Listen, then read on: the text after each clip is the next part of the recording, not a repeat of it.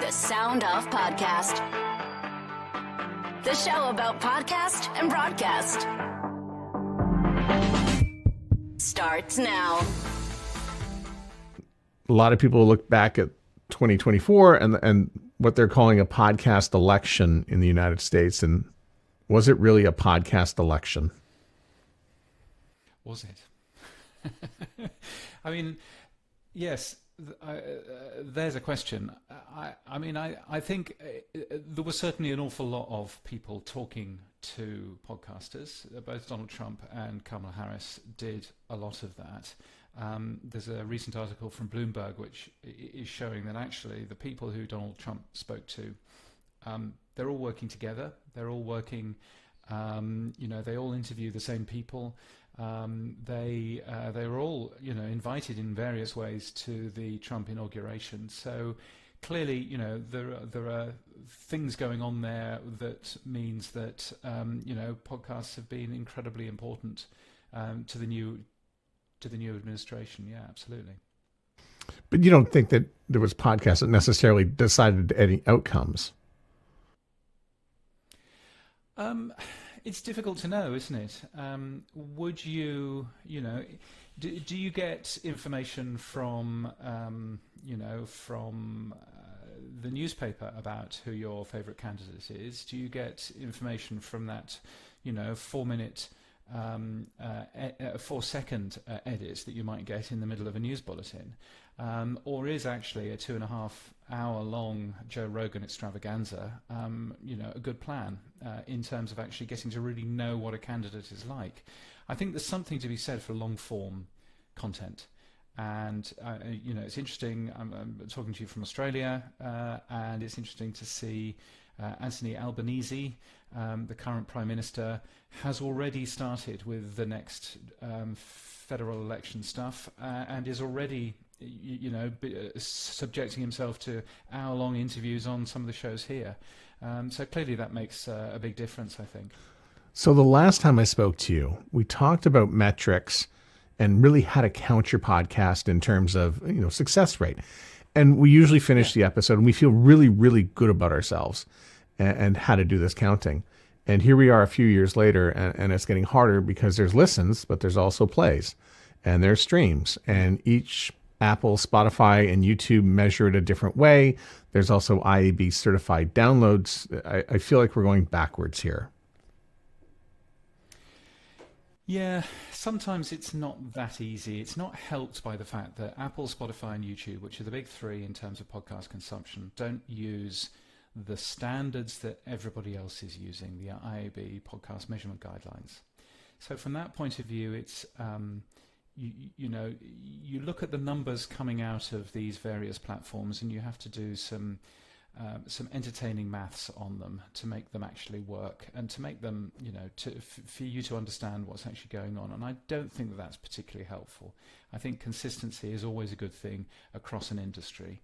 And I think it's particularly Apple. I think it's particularly irritating that they're not following the same guidelines as everybody else.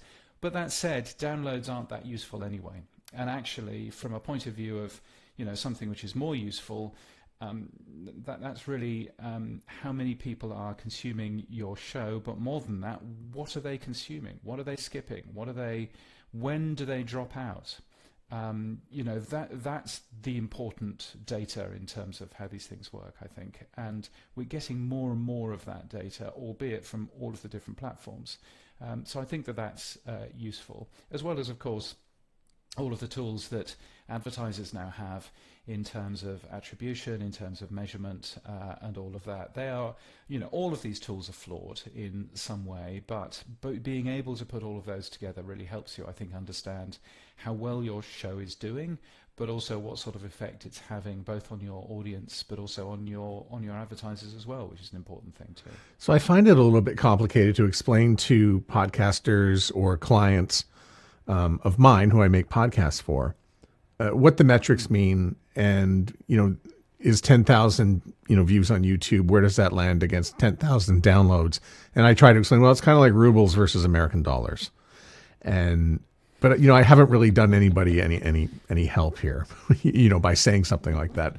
But if it's complicated to explain it to the podcaster, at the client and advertising level, is this making it harder to sell podcasting to advertisers? Yeah, it's interesting. I was talking to somebody from Audio Boom recently, the CEO of Audio Boom, and I was saying, do advertisers understand podcasts yet? Expecting the answer to be yes, of course they do, James. Don't be so silly. And the answer was not that. The answer was definitely not that.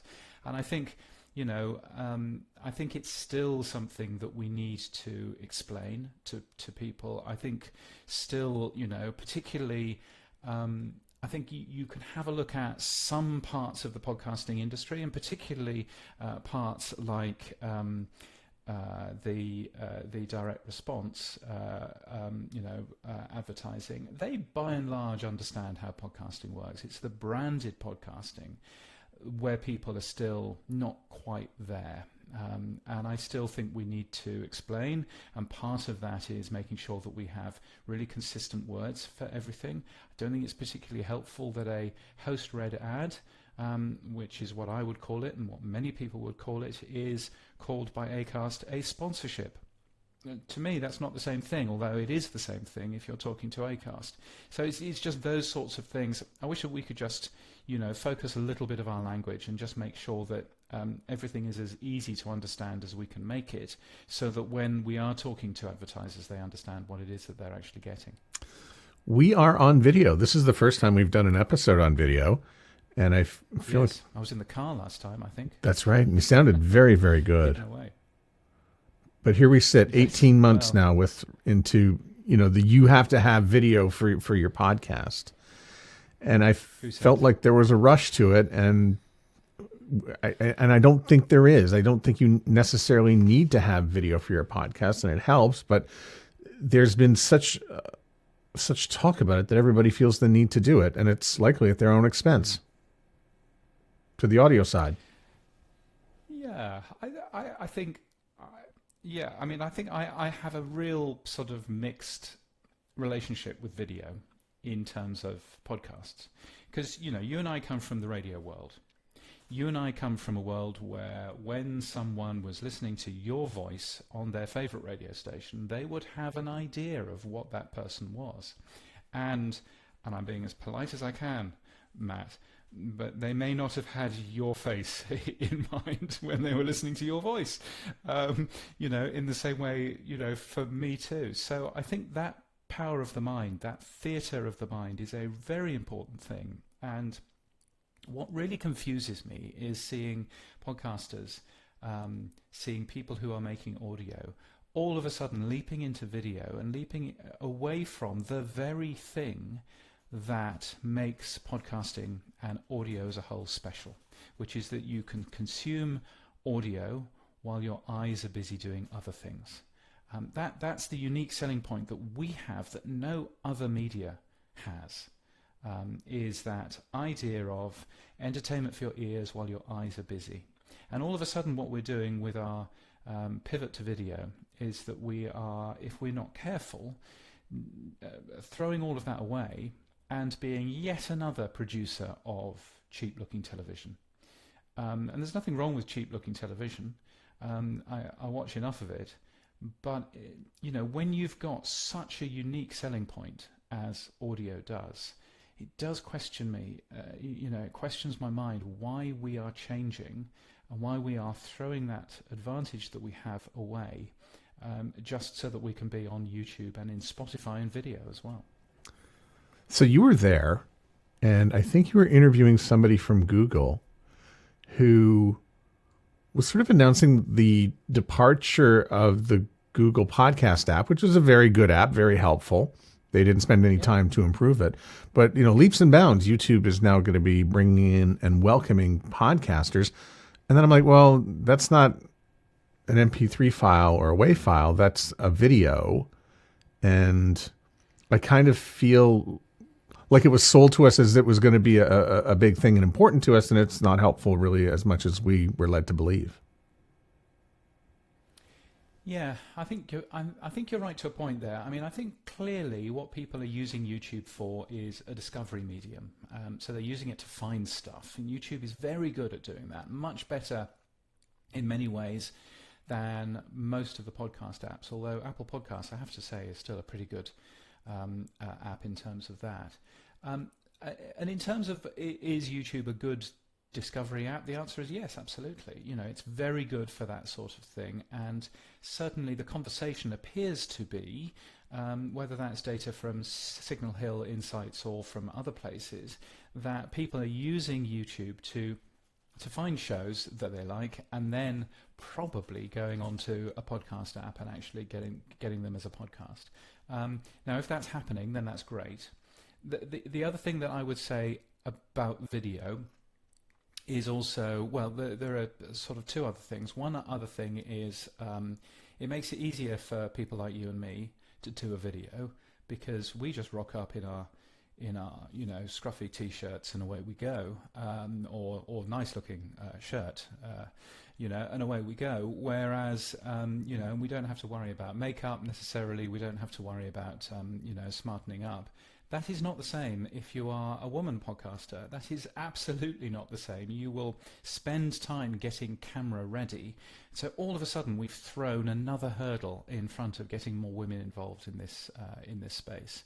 And that's a frustration, to me, as well. In that that has been, that's a real issue.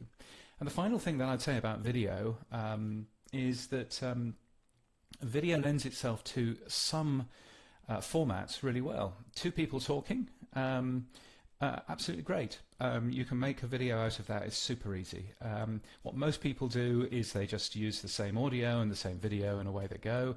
And that's absolutely fine. But if you want to turn something that is more interesting and more engaging, something like Serial, something like Radiolab, something like This American Life into video, then what you're doing there is you're making a documentary, and you're making something that lives on the Discovery Channel, not something that lives on a YouTube channel. So all of a sudden what we're basically saying with this rush to video is that we are basically saying a podcast is two people interviewing where you can probably see the microphone in shot, and that's about as far as it goes. And that to me is a real shame, because it means audio fiction, investigative journalism, documentary type content, all of that virtually impossible to turn into a video format in any degree of excitement. And that, again, is a real shame. Yeah, I might also suggest that with YouTube, the comments, as much as we love to get feedback and comments, a lot of the comments aren't all that nice, which also keeps women away from doing video in the YouTube sense. Yeah, you make a good point, and I was listening to your show a couple of weeks ago when you were talking about taking texts from the audience and just blindly reading those out, and the vitriol that comes from some of those texts. And I think, yeah, absolutely the case.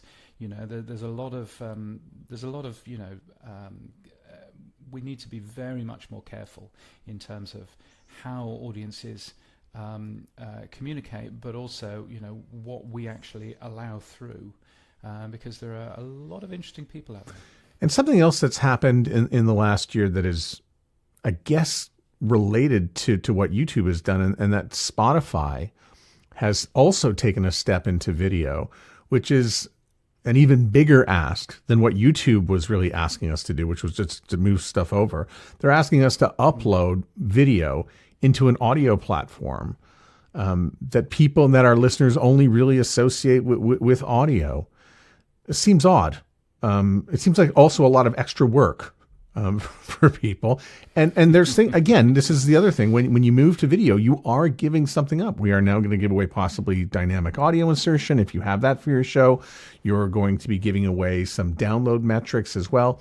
And you're going to be really changing the nature of your show. And a lot of people have, maybe 10, 20% of their audience in Spotify, and even more if you're over in Europe. It could be as high as 50%. So is this worth it for a podcaster? I think it's certainly worth it for some, but is it worth it for every single podcaster? No. Do you have to do video when you launch? No. Does it make sense for you to get the first 10,000 hours, or the first 100 episodes, or the first 20 episodes down, so that you actually know what you're doing in audio first before you add the complication to video. Yes, absolutely. I mean, it was interesting. I was at that the big launch from Spotify in LA at the end of last year. A launch that they didn't skimp on in terms of how they actually ended up doing it. Lots and lots of big YouTube people were there with their very white teeth and their beautifully manicured hair, and they were there enjoying what Spotify was basically doing, which was, we would like you to move to our platform. Because we think that we can pay you a bit more money. As of now, nobody has been sent a check by Spotify, so we don't actually know how much money it is actually making, which is one thing. But you could have a look at it and go, Spotify is branching out to be a service which allows you to have music, including music videos, in quite a few countries, including here in Australia. So there's video in there already. Now they've got podcasts, now they've got audiobooks. They've just launched courses, and I noticed that my app no longer says podcasts, it says podcasts and courses, which is an interesting amalgam. So clearly, Spotify is throwing a lot of things against the wall to see what works. And you could argue, look, it's probably nice and cheap for them to produce something which is, which plays a video, and probably easier for them to sell the video advertising around it rather than audio advertising around it, because again, coming back to what the advertisers understand what a video ad is much more so than an audio ad. So perhaps it's just being driven by just more profit on the bottom line for Spotify. But it does sort of worry me about some of the pivots that we saw from Facebook 5, 6, 7 years ago, when they jumped into video, told all of the large organizations, the large broadcasters and news organizations that they wanted video.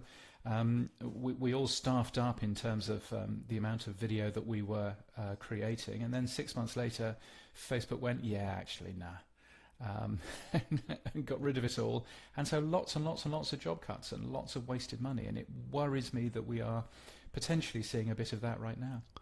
So I will say something nice about Spotify, and I hope they're listening and keeping a scorecard and a check mark, because I do have a lot of really nice things to say about them, and that they do give you a choice between audio and video. It's really up to you to do it. I didn't feel I got that from Google. They said, we're going to shut this app down and you're going to have to move over to YouTube in order to do it. But Spotify is trying lots of things, and they feel friendly to the creator. It's now Spotify for creators.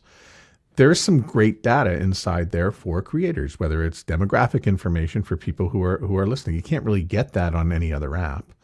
You get a little bit of consumption on Apple, and as well a few other stats that I'm not sure are completely useful, but you do get some listen time on both. So with that said, how do you grade Spotify and that shift to podcast for creators? I'm sorry, Spotify for creators. Yeah, I think, it was very interesting at that big announcement, the amount of times that the word podcast was said, because it wasn't said that much. There was one session that you could go to, which is called "What Even Is a Podcast Anyway?" Which I thought was interesting. I didn't go to it because I thought it would annoy me too much. But I thought it was interesting because what they are very clearly courting is YouTube influencers and YouTubers in that conversation. It wasn't really something for the podcast community. It's also really difficult to hit where the numbers that Spotify want to hit. It's easily 10 times harder than YouTube, as an example, which I think may lead to exclusives almost by default, because you want the Spotify numbers in order to qualify for Spotify's money, and so therefore you might actually pull your podcast off other services like Apple Podcasts and and Radio Player and all these other places. So so I think from that point of view, it was just an interesting sort of collision of two worlds of the YouTube influencers who clearly there's clear benefit in them being available in another platform, and then you've got, well, what does that mean to podcasts?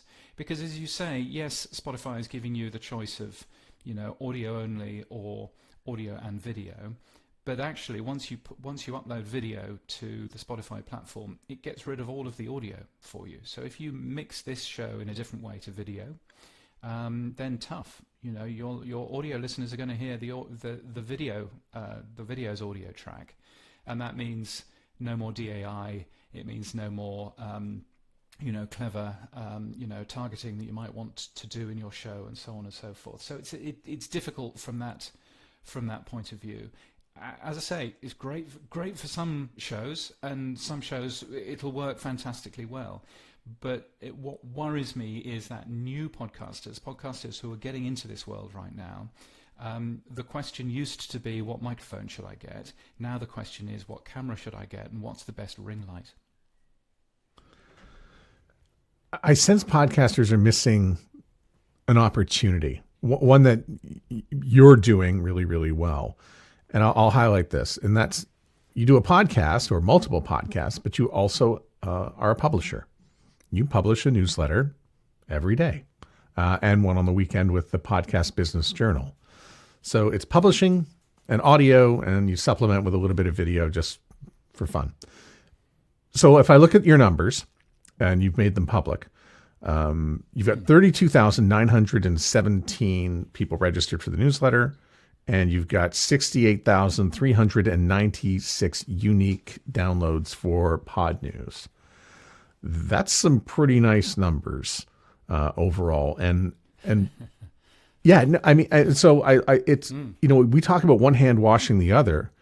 It's publishing and podcasting go together much better than audio podcasting and video. Yeah, maybe. I mean, for many. I mean, listen, if you're famous and from Hollywood and you're smartless, no, you're going to do video and you're going to do well. It's different. Yeah, of course. No, I mean, I think, certainly the reason why I do a daily podcast version of the printed newsletter, the reason why I do that is, firstly, I went to Podcast Movement. I think it was in Philadelphia, and I went there, and everybody was asking me what my podcast was, and I said, I don't do a podcast, I just write about them. And this was not the correct answer, it turns out. So I realized that actually, since I read out my newsletter once I've finished writing it, because when you read something aloud, you spot more mistakes than you otherwise would do, I thought, well, since I'm reading it out, then I'll make it into a show anyway. And also, to be honest, it's the thing that I quite enjoy doing. I've done the hard work of writing it. Then I get to perform it for a little bit, and I get to occasionally muck about with music beds that I shouldn't probably be using, and all under the fair use rules, and all of that, just to have a little bit of fun. And so I enjoy doing that. But yeah, I mean, I do think that there is something about taking content in one medium, and that could be a newsletter, and producing content for a different medium from that. And in the same way, getting the most out of your content, and this goes for radio companies as well, getting the most out of your content is a really important thing. We forget that, I don't know what the number is in Canada off the top of my head, but in the UK, I think a typical radio listener listens to about 18 hours of radio a week. Now, that's a nice number, but it does mean that there are many more hours where they're not listening. And so therefore, we have this thing as radio broadcasters that we must only broadcast something once, because, that's what radio is. And actually, that's the silliest thing that we've ever chosen to do, because there are so many people who are not listening when we broadcast something once, something that might be amazing. We only broadcast that once. And so making sure that we rerun great content, get the most out of that great content, both on the air in terms of live and linear, but also in terms of on-demand and podcasting, is super important. And then, turning that into a blog post if it works as a blog post, and turning that into a newsletter, and getting the most out of the content that you actually have. You mentioned the Podcast Business Journal. The Podcast Business Journal is a specific newsletter just for people who are interested in the business side of podcasting in North America.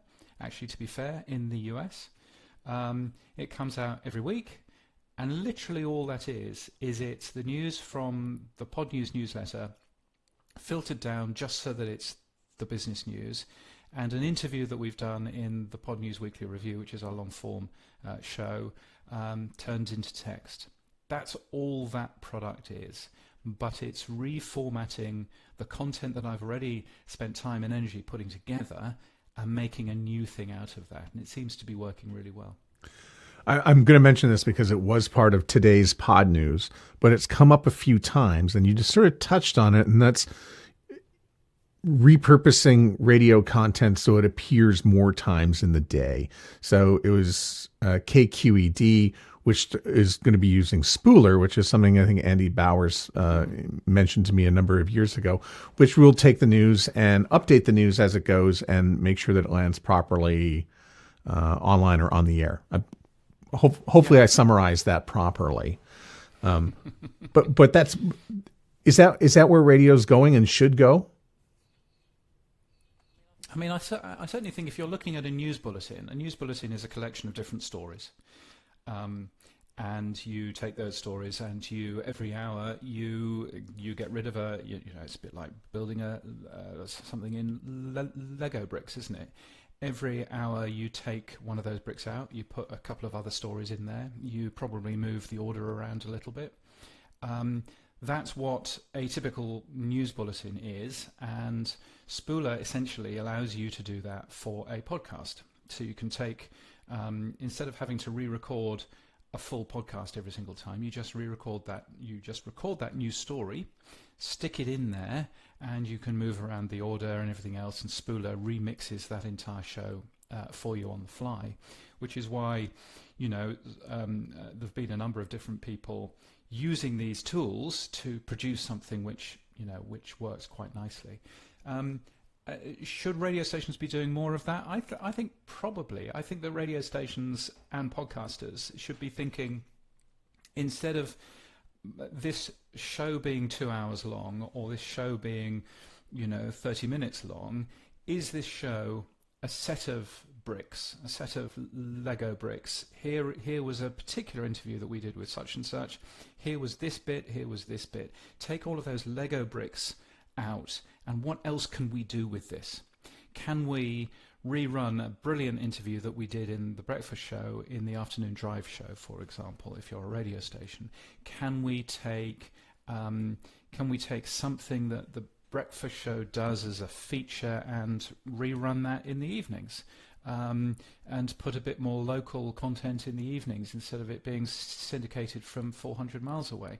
Are there things that we could be doing with the content that we have, if we're just a little bit cleverer about it, to put those into different areas? And I think the difference is, when podcasting started, it was the reverse way round of doing that. We would give an intern a blunt razor blade, and we would say, here's the recording of 3 hours of show, please could you make a 30-minute best of and upload it, and you'd be editing down a live show.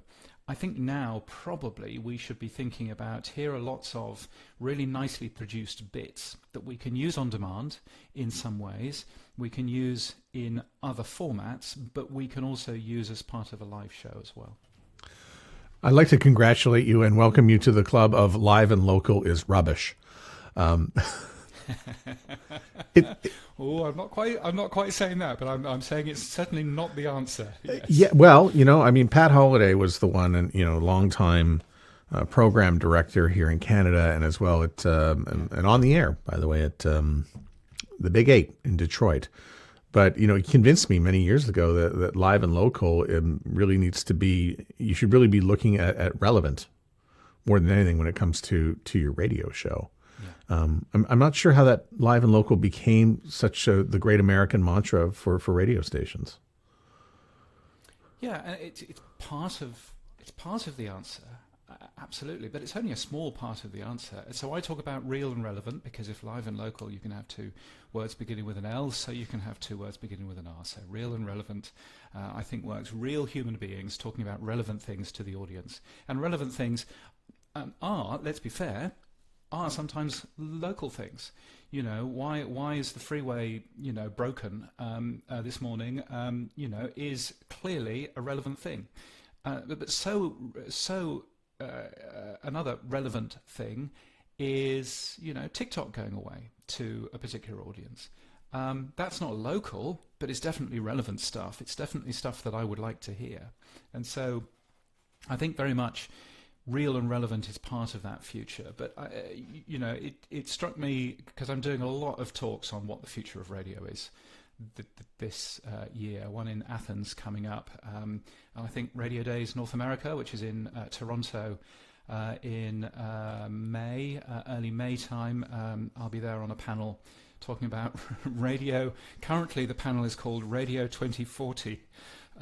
Which is going to be interesting, seeing what radio will be like in 15 years' time, which will be an interesting conversation. But so I'm talking about the future of radio a lot, and I've realised that actually it's not just real and relevant, although that is part of what radio is.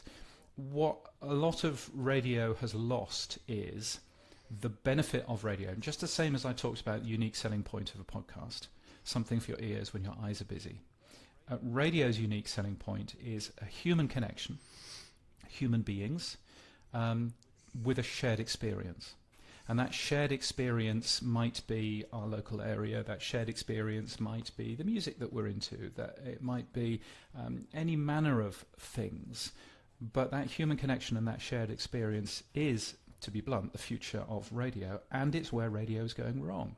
Because you look at the amount of radio stations who have just sort of phoned it in, and for vast swathes of the day it's just an automated play-out system playing 10 great songs in a row with some snarky and amusing pieces of voice talent in the middle of them, and that's about as far as you go. That's not a human connection, nor is it a shared experience. It's just something keeping the needles moving, and I think if we lose sight of that human connection and shared experience, then we lose sight of what the future of our industry in terms of radio actually is.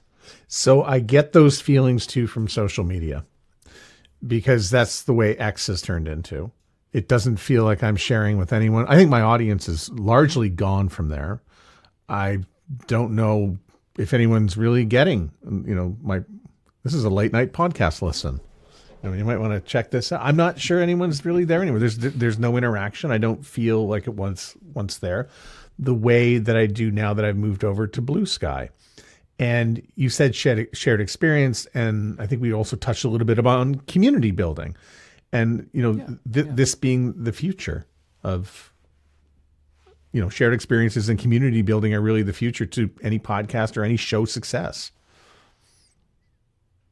Yeah, I think so. Absolutely. I mean, so firstly, Matt, I would say you should not be on Twitter, and you should keep your account there, but either make it dormant or certainly not continue doing anything that isn't just completely automated. Should I stop paying the man? It's a cesspit. Oh, if you're paying the man, my goodness, you should stop paying the man. Yes, absolutely. What if I live in a part of Canada where I need Starlink? What do I do now? I'm lost. Well, there you go. There's a thing in your Tesla swastika driving around. Yeah, absolutely. Yeah. But anyway, parking that piece of politics aside. I mean, look, some of the biggest shows that I remember from as a radio listener. Years and years and years ago, you felt part of a club, you felt part of a community. And I remember the evening show of this little radio station in Stoke-on-Trent in the UK that I would listen to. It was guy called Colin Cook that would do this show, and he was brilliant. He would. This was back in the days when radio stations were simulcast on both FM and also on AM. And his little catchphrase was, "It's CC Colin Cook in the AM and the FM in the PM."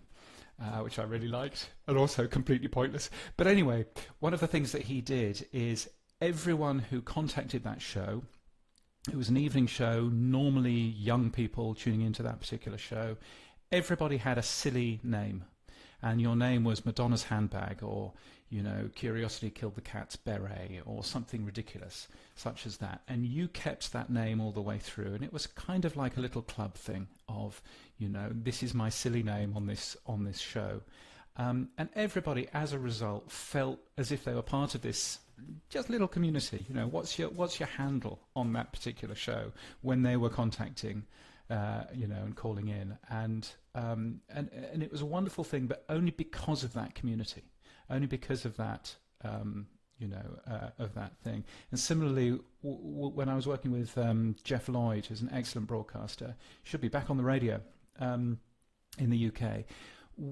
He did a show on Absolute Radio in the evening, and it was a great show. But one of the things that we let him do on the podcast version of that, the podcast version was a telescoped version of the show, but he had, I think, half an hour after the show had finished to record an intro for it. And he would record it on a particular cart number in the system, and if that cart number existed, it would automatically get added.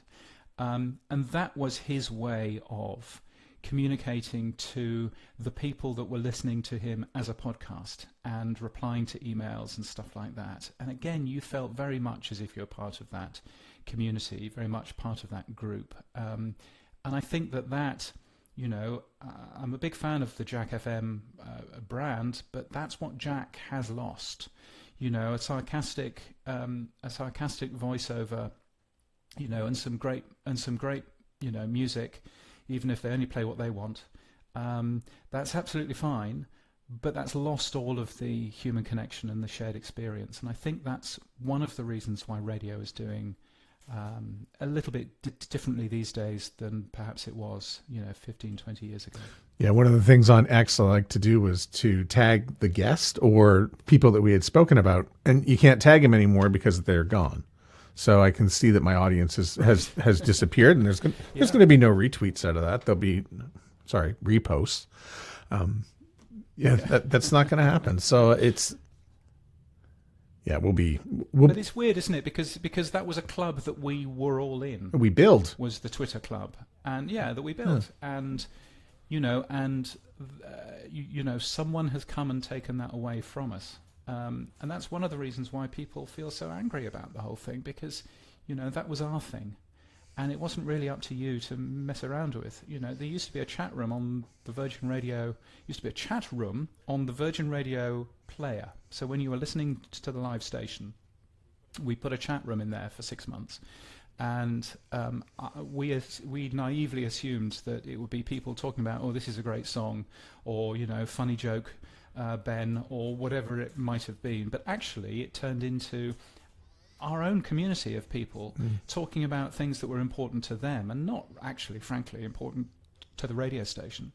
So there was an awful lot of, interesting conversation there, and they were furious when eventually we had to get rid of it, because it was something that they had built. And they ended up organising they organised a meetup in the square outside the radio station. They didn't even talk to the radio station, but they just organised a meetup in the square outside the radio station, and loads of people came. And in the end, we realised that this was going on, and actually opened up our doors and said, "Come in and have a look round," But that whole community thing, is something that I think we just need to be careful of if we rely more on, segues and music blocks and even AI. AI talent, because it's something that we are going to lose, and the reason why a lot of people were tuning in anyway. Build a case for anyone to join Blue Sky. I think Blue Sky is a good equivalent of what Twitter perhaps was. If enough people who you want to be in front of are there. And by the way, if you are on Blue Sky, you should do the slightly complicated technical thing of owning your own name rather than just using a Blue Sky one, because it looks better, easier to read out on the air or on a podcast, and all of that. So Blue Sky is interesting in that very clearly all of my ex-Twitter contacts in the UK have shifted onto Blue Sky. That's very clear that has happened. That's not happened in Australia. So the people that were using Twitter in Australia, I'm not quite sure where they are because I don't use Twitter anymore, but they certainly haven't moved onto Blue Sky. And a lot of this is that community aspect. It's that shared experience aspect. And if none of your friends are on Blue Sky, then I can talk to you about why Blue Sky is a decent system until the cows come home, because it's not going to help, because nobody who you know is there. So I don't know what Blue Sky, I don't know how it's doing in Canada. I don't know whether your tribe is using it. But the thing that concerns me about Blue Sky is that it's probably more of the same. In terms of, it's yes, it's an open protocol, but not really, and it still has to go through a central place somewhere, and at some point the venture capitalists who've put some money in will want to get some money out, and how they're going to do that, we don't really know, is the answer. So there's Blue Sky, there's many other ways. The only other thing I would say is that it's in a world where, particularly North America, very divided, what we seem to be landing on is social media and social networks for people depending on your political belief. And you've got X for the right-leaning folk. You've potentially got Blue Sky, therefore, for the left-leaning folk. And I'm not sure that that's a particularly helpful thing either. So speaking of communities, podcast movement, I've always looked at it as a community. There are other events out there, but I see changes. You mentioned Radio Days North America being one from the radio side. We see less and less radio-driven conferences. Many have disappeared over the years. But in terms of podcasting, what is the event landscape like right now? It feels, I'll use podcast movement as an example. Big room. We went to DC last time, but Disney was off in another area and Spotify was off in another area. And there's, less creators. There's two of them. One of them is Evolutions. The other one's in the summer. How do we choose our events now? It's also Podfest, which has just taken place. So there's lots of choice out there. And then the London Pod Show, if you want to speak to that as well. Yeah, and I would say, by the way, I really enjoy the radio industry events that I go to, because it's always nice feeling one of the youngest people in the room. That's always a good thing. But in terms of the podcast events, I think you've got, in the US, you've very much got two different types of events. You've got, in terms of the very big ones, you've got Podfest, which is very much there for the podcaster that still has a job, that still has a full-time job, is podcasting in their spare time, wants to do a really good job of that, and wants to feel part of a community. Again, it comes back to the community thing of other people who are doing much the same sort of thing. And Podfest really excels in the family feel that it has. It uses that word an awful lot, and the community and everything else. It's annoying that it happens in Orlando, which is a long way for me, and also annoying that it happens in January, which is the month that I do not wish to fly. Thank you very much. But nevertheless, it's a great event, and I'm sure that I'll be there next year. I think what you see with the main podcast movement right now is you see that being a mix of business, a business conference, and a conference for creators, but serious creators who have potentially given up their day job to focus on the podcasting world, or in the process of doing that. I mean, I've certainly communicated that I think Podcast Movement would work better if it was Thursday, Friday, Saturday, Sunday, with Thursday, Friday being a little bit more focused on the business side, Saturday, Sunday allowing more people who are side hustlers to be able to come in. But I think that's sort of roughly where we are. The Podcast Show London, I have to say, if you are going to one podcast conference this year, and you're comfortable with leaving North America, then the Podcast Show London is the one to go to. It is an incredibly vibrant experience.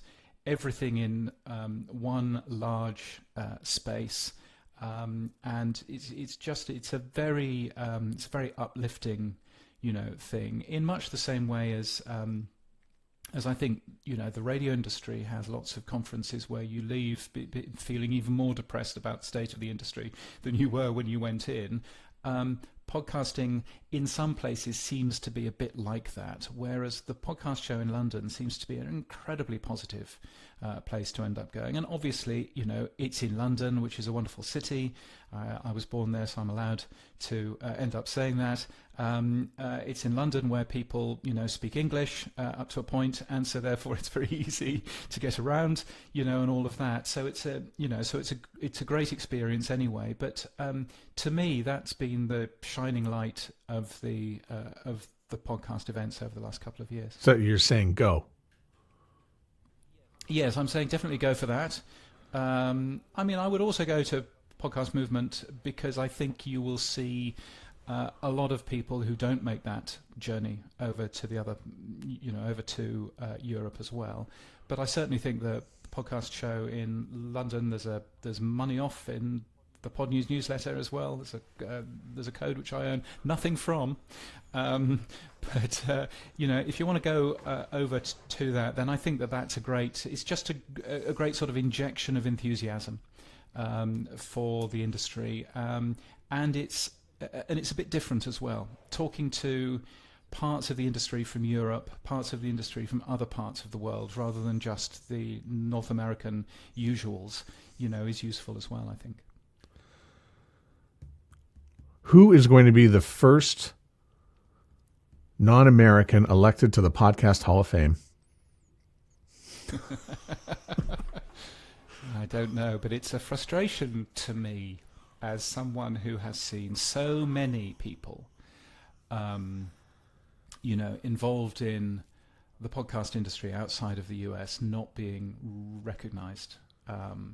If there's something that I try and do with the Podnews newsletter, it's to point out that there are another 159 countries out there, or whatever the official figure is, because that's really important. But I mean, I would hope next year that we will see at least one person that isn't from the US being highlighted. I think there are some really good people who are based all over the place who deserve recognition, here in Australia, in the UK, and in other places as well. And it would be nice to see them. Yeah, at the same time, I'd also like to see the Podcast Academy have some seats, maybe for some international, maybe a spot for Canada and a few other parts of the world.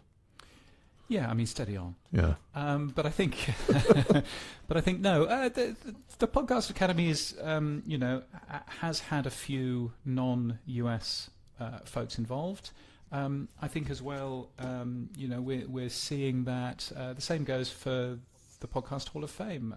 I think Houtam from Hubhopper in India is now part of that. So I think we are beginning to see that. I think diversity comes in many forms, and one of those diversities is the type of people who are involved, and boy or girl, but also what country you're from. And I think it's a little bit short-sighted to try and say that the only people that actually exist in this industry are from the US and mainly look like you or me, I think a more diverse industry would be a hugely important thing. Well, some things do come true. For instance, Apple Podcasts on an Android, which which kind of finally happened, right? After years of predicting it, it's kind of sort of come to fruition. Is that something that's going to cause me to go get an Android, or maybe perhaps leave my toy phone behind? No, I mean, I would certainly the experience on Android. So what Apple has done with Apple Podcasts is they have realized, ironically, that if they sell podcast subscriptions in Android, then they have to pay 30% to Google. And so Apple, ironically, have thought to themselves, no, we're not doing that. And so the way that they've got round that is that the Apple Podcasts app it isn't really an app, it's a website, but the website works fantastically if you install it as an app on your Android phone, and it does most of what you would expect from a decent podcast app. Not everything, but most of what you would expect. Is it going to change the world? Well, the data shows 6 months after launch that it's not really, but I think it is a very helpful move in at least people understanding the type of curation that goes into the Apple Podcasts app. The fact that it isn't just the American stuff that you always see. In Canada you will get stuff from CBC, you'll get stuff from Canadaland, you'll get stuff from Curiouscast, you'll get stuff from all over the place. In Australia we see other things being highlighted to us because they've got a very good curation team. So I think it's very helpful for podcasters in terms of that. So your partner on the Podnews weekly review, Sam Sethi, he fights the good fight when it comes to podcasting 2.0. And, bold predictions, it's on the uptake, it's happening, and, then there are setbacks. And I'm not quite sure because I feel like I'm learning all the time, and then there's changes, and now I feel like lost in class, like I'm the guy who didn't show up for class on podcasting 2.0.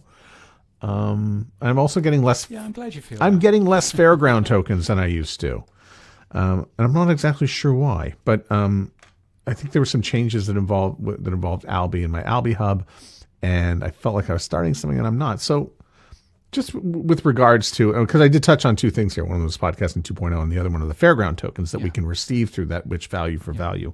But overall, are we moving forward here?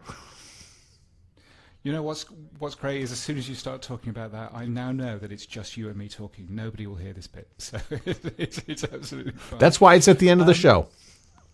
I feel you've done this before. I feel very similar to you actually, in terms of everything felt very exciting with podcasting 2.0, with the new podcast namespace, lots of additional features. Everything felt very exciting about 18 months or so ago. And to me, it seems as if the new ideas have stagnated a bit, but also people have become less interested in it for some reason. Possibly because of the uptake of some of those things. It hasn't necessarily been where we would have liked it to have been. And I think that's a bit of a shame. I also think that with any open source idea that needs people to buy in, the first thing that you need is a point person. You need a cheerleader to stand there and do the hard yards of explaining to people over and over again why it's a good idea to do this, why you should put a location tag, or why you should be working on comments, or why you should be doing X, Y, and Z. All of that kind of stuff. And I think actually that what we don't have is we don't have that cheerleader. Adam Curry is not that cheerleader. Dave Jones is not that cheerleader. They're busy doing other things. And so actually there's no one there really preaching about what the new podcast namespace could do and what all of those new features could actually help you do. And so I think from that point of view, we've essentially seen the thing sort of begin to die, and I think that's a great shame. There are lots of amazing things that we've done with that. And I think, getting transcripts into Apple Podcasts and Pocket Casts and various other places, AntennaPod, is brilliant and is amazing. And that's a really good thing that we have achieved. But, we should be doing the same with the location tag and with credits and with comments in particular. Is I think, the real missing opportunity. Any of those things, I think, would be really good if we can actually get those out there. But I agree with you. I think it feels a bit different now than it did. Yeah, I'm all for live. I would do this show live if the live tag were in the app so that people could just listen to us record this. I think that would be fun. Yeah. No, I think live is great, and I think the idea of being able to, I mean, it obviously works for radio as well, but the idea of pointing out, oh, they're recording this show and you can eavesdrop in, that's amazing. I also think actually that comments is the big thing. The reason why people stop podcasting, and this more than most, is that they will put a show out there. The only thing that they've got really to tell them whether or not they're doing any good is what we started talking about at the beginning of this show, which was the numbers. And numbers are one thing, but they don't really help you understand the human beings at the other end. So if there was a really easy way to see what other people were saying about this particular podcast in whatever app, and to be able to comment as well in a way that works whatever app you're using, that to me is the thing that will stop podfade. Because all of a sudden people will go, okay, wow, I might only have 120 people listening to this show, but they are amazing people, and I want to serve them, and I want to really benefit what they do, and I can see that from the comments. And I think it's just a real shame that that cross-app comments, for whatever reason, hasn't necessarily worked. And I've proposed an easier way to achieve that, and I think people are now fatigued at attempts number 4, so they're going to stop, with any of that. And I completely understand that, but I think that's a real shame. Well, all things being great in 2025, we'll hear you in Toronto talking about radio in 2040, and perhaps catch up with some beverages at the London Pod Show. Yes, well, I would look forward to that, and of course Evolution's in Chicago, which isn't too far for your audience to go, so that would be a good thing too. And Dallas, don't forget Dallas. And don't forget Dallas. Yes, how could we possibly forget? Wear a hard...